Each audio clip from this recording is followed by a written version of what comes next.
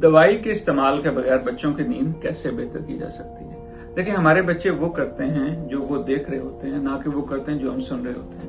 पहली चीज, अगर आप बच्चों को ये चाह रहे हैं कि वो टाइम पे सोएं, पहले हम खुद एज अ वालिदैन हम टाइम पे सोएं। एक दूसरी चीज ये होती है कि बच्चों में एक रूटीन होनी चाहिए। बेशक ये गर्मियों की छुट्टियां हैं, कोई वेकेशन है, लेकिन एक रूटीन हो सोने की, एक रूटीन हो जागने की। इसके अलावा कोशिश ये करनी चाहिए कि शाम के वक्त चाय, सोडा, कोई भी चॉकलेट, कोई भी ऐसी चीज जिसमें कैफीन होती है, उससे जो है वो बचना चाहिए।